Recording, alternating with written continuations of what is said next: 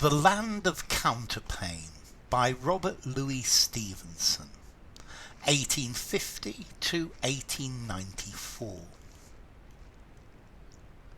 When I was sick and lay abed, I had 2 pillows at my head, and all my toys beside me lay, to keep me happy all the day.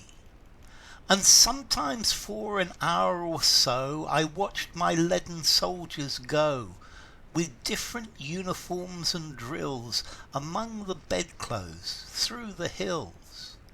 And sometimes sent my ships in fleets, all up and down among the sheets, or brought my trees and houses out, and planted cities all about.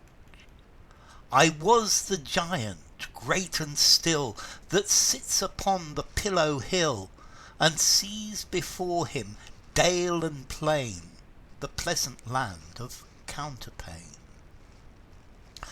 Okay, this is a poem by Robert Louis Stevenson.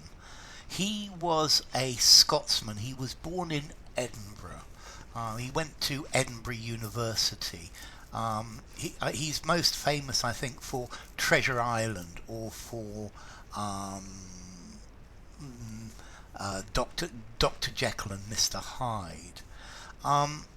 Now, this poem is about a child that is sick in bed, and Robert Louis Stevenson was a very sickly child.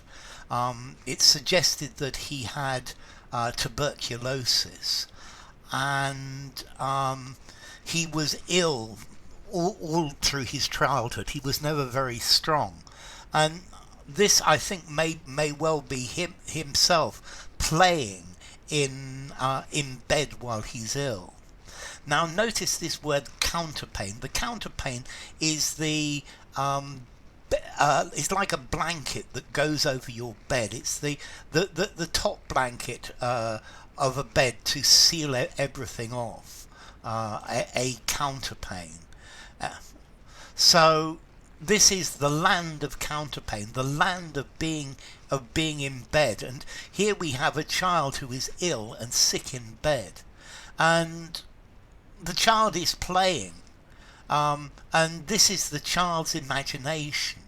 And the child has his toys, and the bed sheets, or the counterpane, is the landscape where he plays with his toys, and he's exercising his imagination, because he can't go out, because he's probably alone for large periods of time, just lying in bed. So when I was sick and lay abed, so I was sick and I was lying in bed, I had 2 pillows at my head, so I've got 2 pillows, and all my toys beside me lay, to keep me happy all the day. So, and beside me, next to me, I had all my toys. So he would play with his toys. And sometimes for an hour or so, I watched my leaden soldiers go, with different uniforms and drill, among the bedclothes through the hills. So sometimes he would play with his lead soldiers, and these lead soldiers would go through the bedclothes, and he's imagining that the bedclothes are the landscape, are the hills where his soldiers are doing drill and doing different things, where his soldiers perhaps are fighting, and the landscape is the bedclothes of the bed that he's lying in. And sometimes sent my ships in fleets, all up and down among the sheets, or brought my trees and houses out, and planted cities all about. And then sometimes he would take his ships, and he would and he would imagine that the sheets were the sea. They were a sea with the waves, and he would play with his ships, imagining these are fleets sailing on the sea in the sheets. Or then he would take out his trees and houses, and he would put cities in different places among the bedclothes. So each time the bedclothes are the backdrop for his game. They're the hills for his soldiers. They're the sea for his ships. They're the landscape for his trees and for the cities, the imaginary cities that he's building with his trees and houses.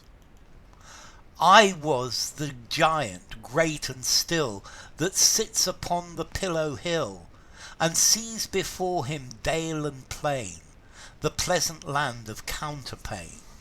And he is like a giant, a huge, great big giant that sits against the pillow hill, the hill of pillows, because the hill of pillows is enormous compared to the landscape of his bedclothes. And before him he can see the plain. A plain is a flat area, and a dale is like a wide valley, so it's a hill with a wide valley.